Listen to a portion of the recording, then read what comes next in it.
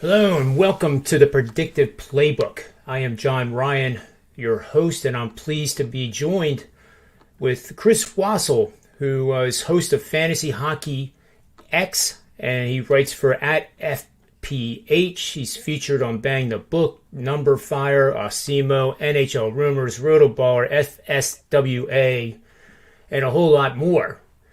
So my favorite part about Chris is he used to be the beat writer for a long, long time with the New Jersey Devils. And somebody like that knows the game. You wouldn't get that job if you didn't know the game. So it's been an exciting week, Chris. Welcome. How's your week going? Not too bad. Hey, for those that have complained that it was too warm in the Northeast, if you walked outside this morning, it felt like ice hockey weather. For perspective, you see your garbage can flying down the street, like just tumbling down and wondering like, is this going to be like a hockey puck type of day where look, as kids, we used to fire hockey pucks into the garbage cans all the time. That was our practice. We never expected to be chasing our garbage cans. That's for sure. And it was that kind of night last night for a lot of bettors in the National Hockey League. With an unexpectedly high 7-game slate that had many traps and suckered the best of everybody into them, unfortunately. And tonight is a lot of the same. This is not I don't pull punches. I never will. And I will say to everybody that's betting out there, be very careful tonight. This is not your normal rate. We talked about it with Coolbet Chris over on Twitter. The margin rate for bookies last night was over 50%. It's normally between 8 to 10%. And people asked, okay, over the course of the last month, has it corrected any? After the last couple nights, no. It's still about 1.5 to 2 times above the average.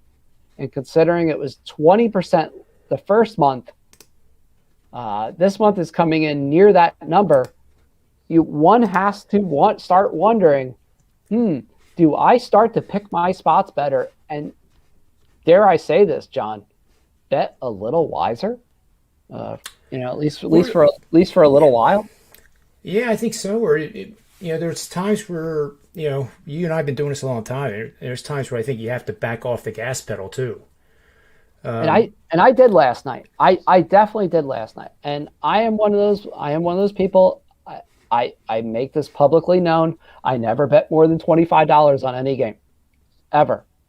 And I have my reasons for that. I mean, my oldest brother, heavily addicted to gambling, ravaged by it. I see what it does, and I see the responsibility that I have in the industry personally because I've lived it.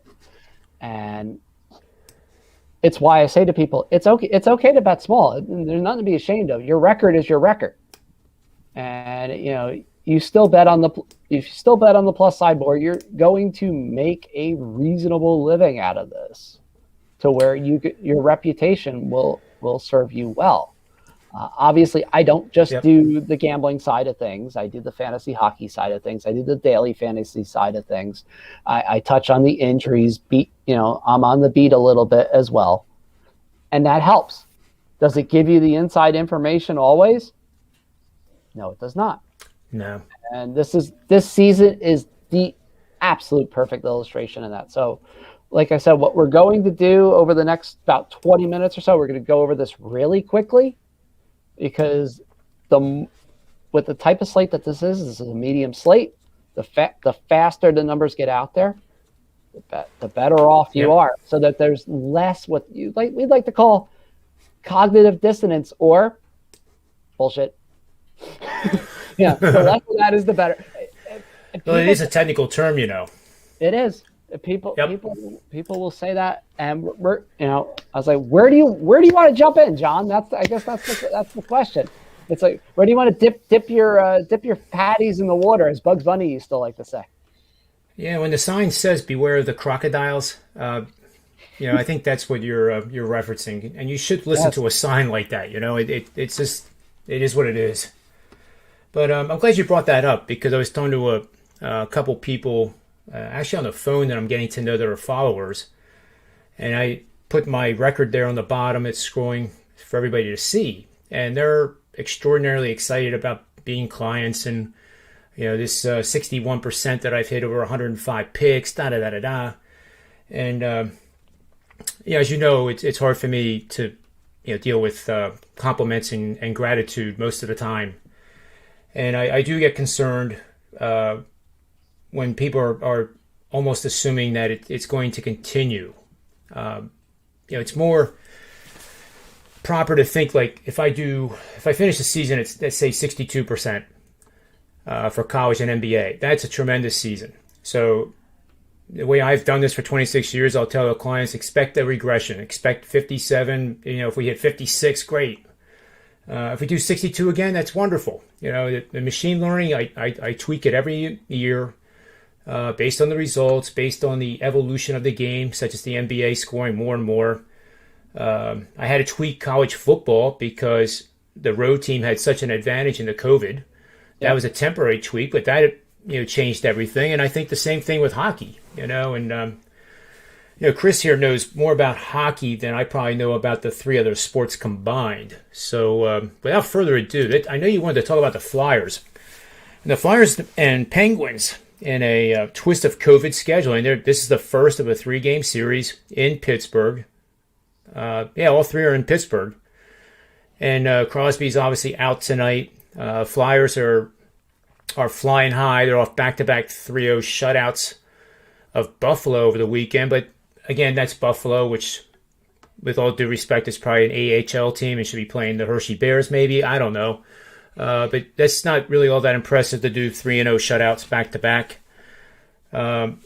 Pittsburgh, as we talked before we went on the air, that they're kind of in a regression. And it was interesting you mentioned that to me because I was thinking that Pittsburgh might be bottoming and coming out of it, but you clearly showed me that Pittsburgh is not a team that's due to bounce, to above their mean performance levels anytime soon. So with that said, here we have the betting odds page. Let's get that up here for you. And we have Philly, 60% of the money, 60% of the tickets, 87% of the money. This has been a complete line reversal, opening at minus 115 and going to minus 123 now at circa. Yep. And does that worry you, Chris, with all the pros and the Joes on the Flyers? A little bit, because the money on most places went to about an 80-20, even an 85-15 split in on some sites. Anytime you see that big of a swing, you do get a little bit of a pause. I mean, look, these are two teams that often score a lot against each other, and there's one site that I will say for people out there, and it's a little bit of a goofy sounding name, but trust me on this. It's not just for hockey. If you go to mcube.net, usually, and you just search, you can search like the Devils, Flyers, whichever one you. And is it Nancy Q is in query? M is a Mary, cube literally like an ice cube. And what I'll do is I'll sit there and take a real fast look at some of the recent games. Now, this is not by any means what you're going to solely base your bet on, but it's just an idea of, what's the run of play between these two teams look like? Okay, what's the amount of goals these two teams are scoring typically against each other? And look, we all know the Battle of Pennsylvania typically features goals. I mean, if you look at the first 3 games of the year, or the first 2 in particular, they were both high-scoring games. If you go back a little bit through history, even say a couple seasons, it's like, over. But there were 2 blips, and there were 2 noticeable blips. One was without Crosby, and one was without Sean Couturier of the Flyers, interestingly enough. But more often than not, these are 2 teams that will hit the over. And now that might actually be your safer bet out of this. a little less risk tonight. Yeah, it's 600. To bet the under, you have to pay minus 120. So I would think it's probably got to be minus 105 or less to bet Yeah, over. In the first two games this year, they scored 16 goals. Yeah, you're right now steady at 6, and about almost dead even. So yeah, about a minus 105 to minus 110. And if it somehow stays around that number, bet it. Don't worry about the money line tonight. Don't worry about the puck line so much, because let's face it, now with the tilt, the puck line just the relevance goes out the window. And that's where we like to sit tonight, at least on leaning on the over. Even though Crosby is out, the expectation is you have two teams that are in the bottom 6 as far as penalty kill, and you figure even without Crosby, this might get a little more wide open just because there is no Crosby. I don't think it's going to lose it. It's not going to lose its luster just because Crosby isn't playing. These are two teams that need the points. I mean, look, Philadelphia has the best points percentage in the division right now. Yeah, I know it's weird because you see the games played and it throws everybody off. So it's one of those things like this team's played 2 more than this one. This one's played 5 more than that one. It'll even out eventually. But Philly is on the right side of this right now, at least. Ask me that in a few weeks when their schedule is ridiculously condensed and they're playing 5 games in 6 nights. Not so much, but right now it's not horribly bad when it comes to the schedule. This is a heat map from a shout out to naturalstattrick.com, and it's a fascinating site. This is one that I don't know how well it's known, but at least we'll get the word out here because I think it's a very, very useful site. For a data science guy like me, it's definitely a sandbox, and it might be overwhelming for a lot of people that aren't into data like you and I are, Chris. But I like this. This is the Flyers' penalty kill. So as you can see, attempts against is the dark blue up to the green. Attempts for, which would be shorthanded goal opportunities, is on the right.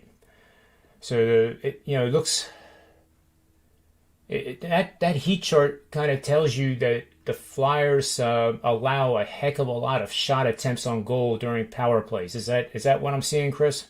Well, I mean, most teams do, but they're opportune. They seem to be a victim of what I like to call some backdoor plays, where you see how like it almost looks like a giant light bulb there in the middle. Yeah.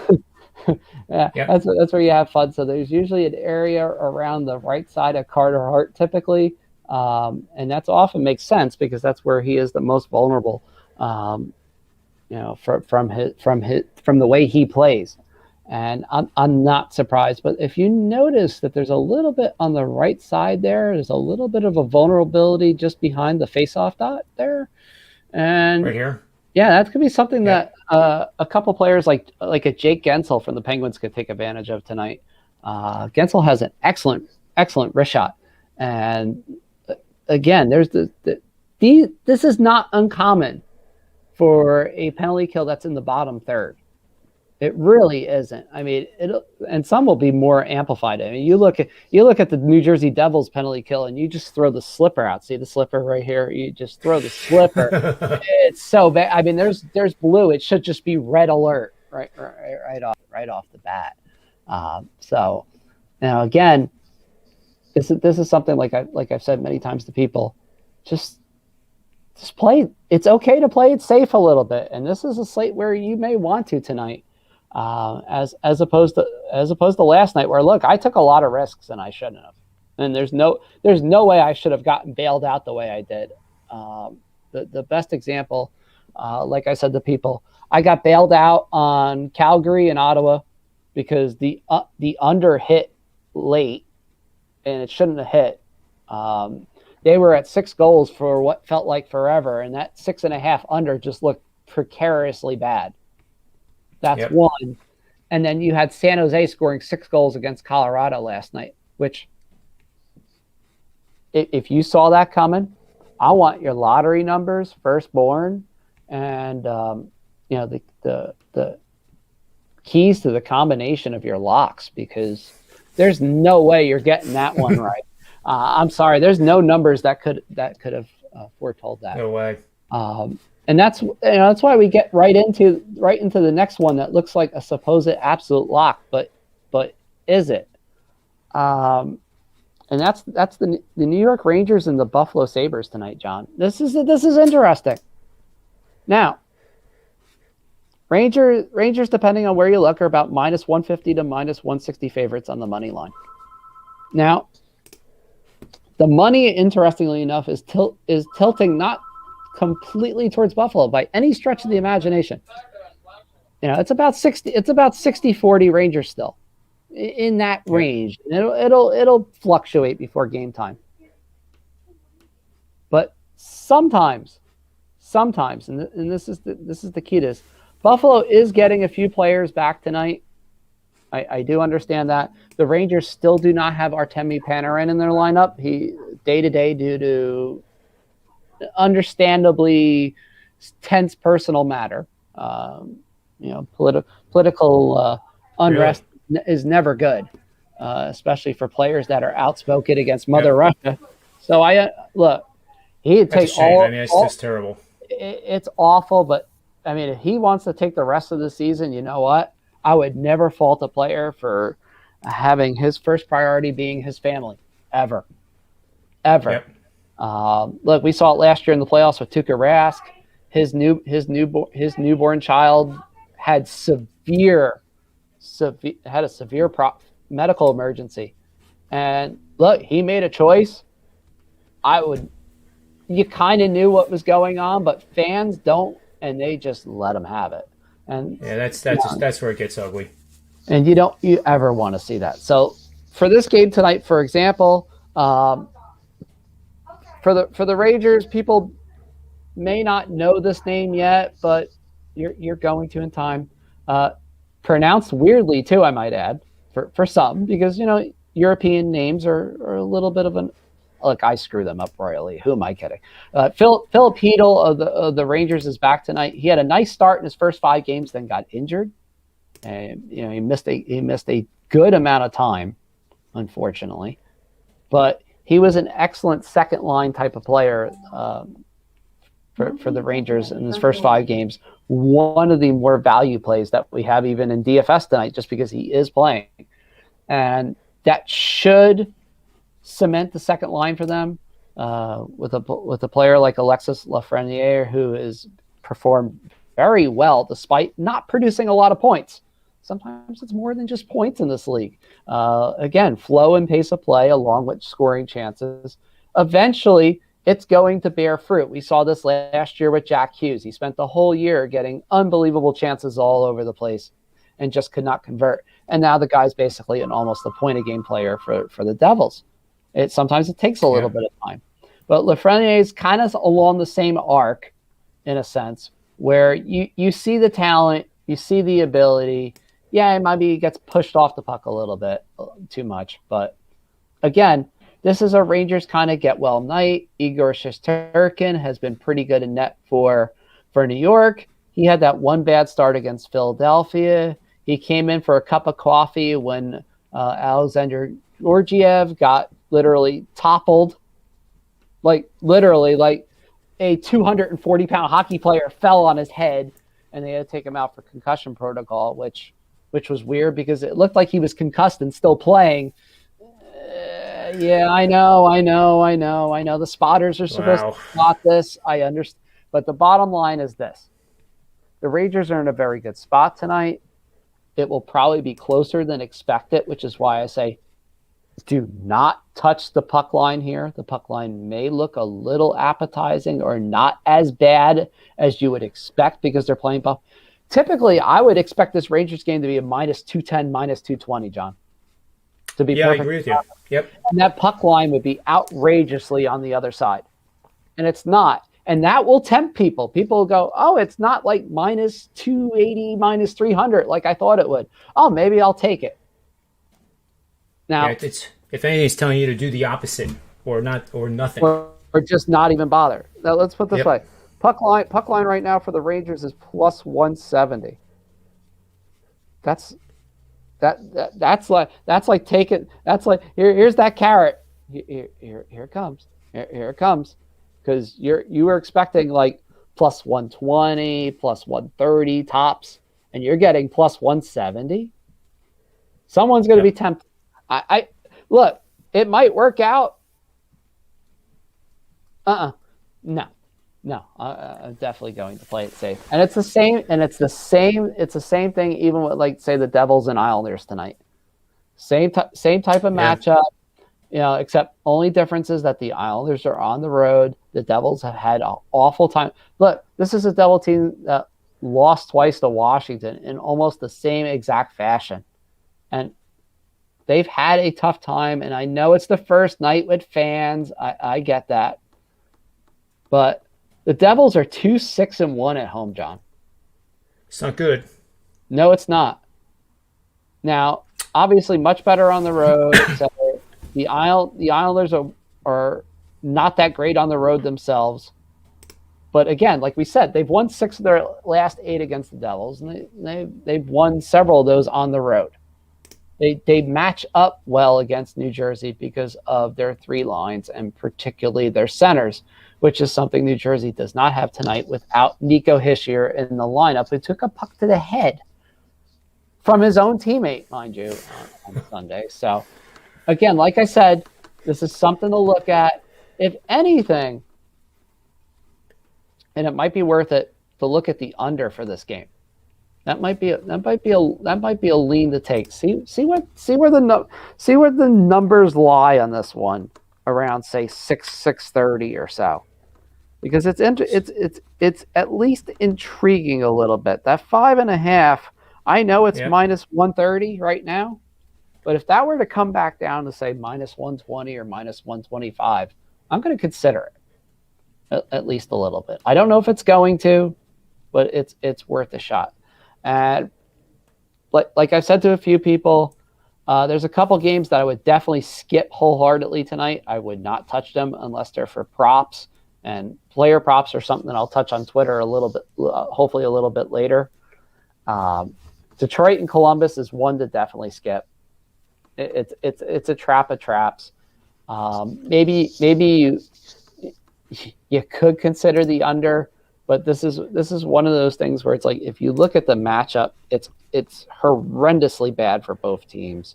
Neither team is very good right now.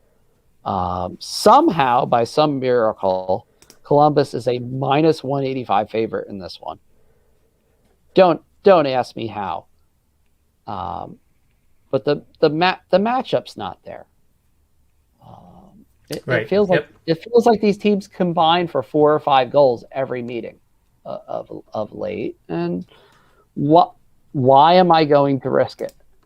And the same exists for Montreal and Ottawa. John and I talked about this before the show for everybody. It's like almost like the pregame is almost as good as the regular here, but Montreal is getting outrageous odds and cannot beat teams. We saw this last year at Montreal. They lost 4 games to Detroit. And they traditionally have problems the last 2 or 3 seasons facing Ottawa. Why would you risk this? Why would you go minus 250 and bet Montreal on the money line? Don't do that to yourself. It's not a good idea. It really isn't. Obviously, the puck line is worse. And yeah, there's some that will say, well, why not bet Ottawa, Chris? I don't like them either. I mean, this is an Ottawa team that blew the doors off Calgary one night and then gave up 30 shots in about 25 minutes the next night. You don't know what you're going to get with these North Division teams. And if you're on this game, I think for the show, Chris, even if you disagree, I'm gonna put a play on Ottawa. You might want to, because I think these type of plays over the course of a season will work out. They will generate profitability. They're not going to always lose. Montreal might win this game 6-0, but listen to this. There's a series of these. that'll get you fired up. Montreal is 1-8 in home games after a close loss by 1 goal in their previous game in the past 2 seasons. 8-15, losing 13.5 units, and that is really bad because that is like being a 160, 170 favorite. Yep. And you've won 8 out of 23 games. And this situation is in home games after a game where they failed to cover the spread or win the game. And that's spanning 2 seasons. Montreal 4-14, losing 14.3 units. So for those that are new to betting, that means that the $100 bettor would have lost $1,430 on this situation if they would have been involved with every single one. And it's failing to win in 2 of the last 3 games or 3 or more consecutive games over the last 2 seasons. So, and it goes on and on. And to your point, Montreal has not, they've just not won the games that they're supposed to win. And Ottawa's not a good team. I'll be the first to admit it. But we're getting paid here to take the risk. The value is on Ottawa. The plus money is there. Another odd quirk in the matrix, if you will, is 7 of the last 8 meetings have actually hit the under over the last 2 seasons. And if you manage to bet that, you made a nice tidy, almost even profit, because a lot of these games the over under was dead even, and you could have even hedged out of these 8 meetings, John. 6 of them were at an over under of 6.5. So if you teased it down to 5.5 and got plus money, you made even more of a profit because you're just looking at this 5, 3, 5, 3, 3, 5, 5. The question is whether let's see what the team total is for Ottawa. I bet you it's like 2.5. It's probably less. It's probably 2.5. It was 2.5. And that becomes the question: can they score 3 goals against Montreal? That's the question that has to be answered. Yeah, it's the old question: is price starting? I know you talked. We had Ottawa last week on the show, and you talked me out of doing the team total, and correctly so.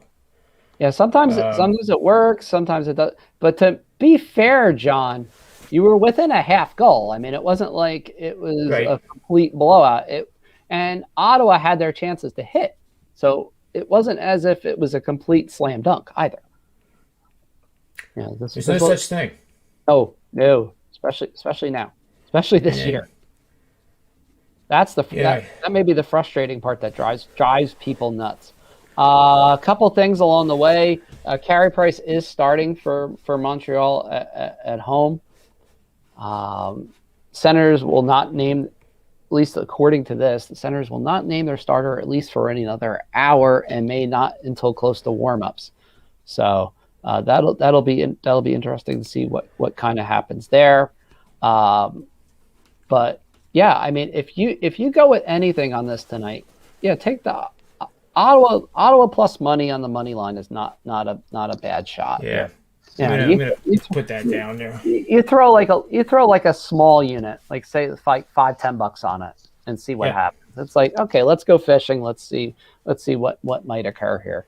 And it's good. It's good for most people's research because, like, hey, well, all right, that didn't work. Why didn't it work? Okay. And we can look at it. And Ottawa is even money so far this season on the puck line. They are? Yeah.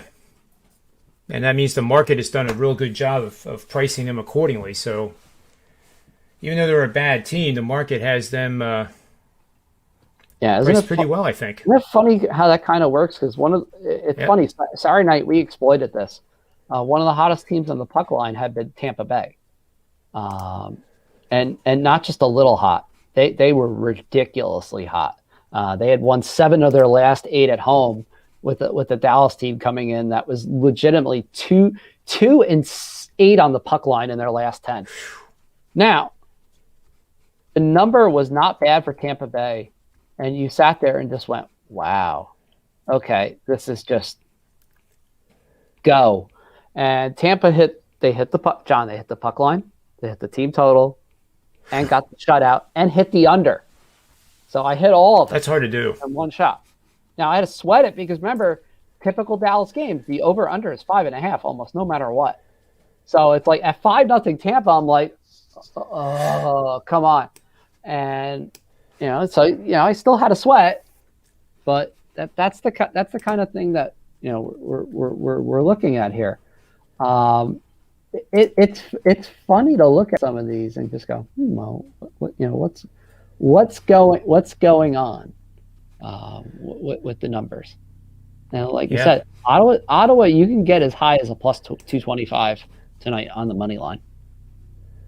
So something to consider. Yeah, I know people will look at like the home and road puck lines even and such, but again, consider Ottawa's 3-1 on the puck line and the money line in their last 4 meetings with Montreal. So you have to balance. There's noise and then there's things. Be careful when betting this, like we said, and you could probably get away with, hedging the under even at 6.5 and see what happens. You can do that as well. So there's lots of options. Real fast, and I have fun. I have fun with these. Like I said, I'm not touching the Vancouver Winnipeg game or the Tampa Bay Dallas game. I still there's this part of me that thinks that Tampa Bay is a trap tonight and a half. And I would definitely take Tampa Bay. Yeah, I mean, it wouldn't even be a hesitation. Yeah, I would. I don't know. There's this part of me that's like I want to stay away just because there's better options. I don't like the minus 180. It's rough. It's a little high for my liking. So. And I tell you, Chris, we did a show yesterday with Albert NBA, and we liked the Sixers, and I figured that it was going to be even in my write up to my clients, it was either going to be Tobias Harris or Embiid that was going to be necessary for the play to be valid. I thought it was going to be Tobias Harris, so we agreed on the show that we would lean Philly, but given the uncertainty at that time. It's better to pass. And it's coming up to the All-Star break, so teams are giving rest to players, and you don't know what's going on. And even though the Sixers won, and we decided not to make it a show play, it still was the right decision. Right. And the same thing here. Tampa Bay is so obvious to be a good bet. And this has the there's feel. something wrong. Yeah, it has the feeling. It's just how far do you go with it? And that's why I say to people, it's like, I mean, and here even on the tilt side, there's Carolina and Nashville. So is an excellent example. The money's on Carolina. Yeah. One problem with this though. Carolina, the only reason why they probably won last night was they play of a young goalie in his mid-20s who made 45 stops. And a lot of those were some very high-danger opportunities. And he's not playing tonight. I just throwing this out there. And, Nashville, for as bad as they've looked all season at times, has looked a little better, at least at home, at least enough to where they may be somebody to look at tonight. Yeah, I like Nashville here in this situation because of the crossover. It's a sneaky spot. Yeah, and you're getting your plus money. If it was minus money, I don't know if I would do it. But to see the 72% tickets, but 63% of the money is on Nashville, and that's a pretty powerful crossover there. And plus 111 is, I mean, you're still a dog. Yep. So that I think of the whole board, Chris, I like probably Nashville is the best bet for the show. That might be our best bet, just because I do like the plus value in it, at least enough to make the pick there. And that's like what I say to people. It's why we try to keep this condensed. Look, James Reimer has been horrendous in net for Carolina, and look, Carolina, the second game of these back-to-backs, has looked gassed at times. there's one way to look at this when you see miniseries and all. It is a foreign concept for a lot of the NHL bettors out there. I understand that, but it's not for the guys that have crossed over from baseball and go, well, this is normal for us. And you see the starting pitcher and you go, well, that's kind of the way you sit there with James Reimer in net for Carolina, and you're just going, well, I mean, I suppose he could perform well, but wow, I mean that number is really it's funny. Reimer is 9-3 on the season, as hard as this is to believe. But if you look at his numbers, there's just a massive regression of losses coming his way. And I see it. I'm looking at it right now. Yeah, he's slightly below league average. Now look, league average save percentage is not that high right now, so it's like just barely above 900. Depending on who you talk to, there's always an argument, John, over what the actual number is, because people add and subtract, and it gets ugly. And the bad news for him is that Nashville ranks 6th in the NHL, averaging 31.9 shots on goal. Yeah, and if you're Carolina, he's going to be tested. You're Carolina, you gave up 46 last night already. And you gave up a lot of high danger chances and a lot of medium danger chances too. It's not just the high ones all the time. That it's the flow. Again, it's the flow of play. How tired is Carolina after playing last night? And remember, it's not like you're sitting there and going, "Oh, we played Florida last night. We're playing Florida again." No, we're going up to Nashville now. We're playing Nashville. That does take a little bit of a toll. So, absolutely. Flyer pick is take Nashville in the money line tonight. It's okay to take a shot here. Yep. And then the leans were over 6 in the Philly-Pittsburgh game, and then pizza money on Ottawa, in that plus 240 range. Yeah, you're you know what? You sit there and you get your good old slice of Di Lorenzo's pizza. Or in my case, you go for the grandma pie from Santillo's up here. No Spiritos, sadly, up here in Elizabeth anymore, John, because it finally got permanently shut down. But a good old here you go, a good old Filippo's 28-inch calzone. Now we're talking. This is we're doing a rare plug for a local place by me, which it means it's really good. We'll do 2 in one shot before we go. One is obviously Filippo's and Clark for their calzone. Their calzone is literally big enough that it fits in an XXL pizza box. Barely. That's how big this thing is. It is full of cheese, it's full of ricotta, full of mozzarella, and a few other cheeses that he won't name. But don't worry, they're all Italian. And look, it's an excellent. It's worth the $13. You're going to be full unless you're me, and there's that. The other one, and I'm going to plug this extremely fast. Sandwich Tex-Mex up by and just outside of Union County, just right across the border in Avenel Township, has what they call the Dirty Jersey Sandwich. This thing is immensely thick. It's like 1.5 pounds, but it has every Jersey thing you could want. It has a little dirty hot dog in there. It has some pork roll. It has cheese, egg, a little of everything in there. And it has some spice in there too. So again, I will always sit there being a former athlete, and still part of me is obviously I have to eat. And for everybody that's listening out there, for the show, I did joke with John. I have in my crock pot right now a big giant thing of like macaroni and cheese that's just simmering in there, and I'll be adding things in it, throughout the next maybe hour or two before it finishes. For those that wonder, I don't make the normal mac and cheese. It's not like that crumbly cheese, wimpy crap. This I'll throw a couple pictures up on Twitter again. I think I did the last time I made it. This is actual cheese sauce, kids. Not Velveeta, not that store brand cheap crap. This is real cheese, like blocks of cheese, like you used to get, back in the 20th century. So, but again, as always, John, it is a pleasure. It should be a fun night. I hope not too many people pull their hair out like they did last night. That's all I can ask. Well, I had to show everybody your Twitter page, and it looks like fire, right? But if you look close, he's it's a hockey thing, but there's also a like grilling. Grilling is Chris's.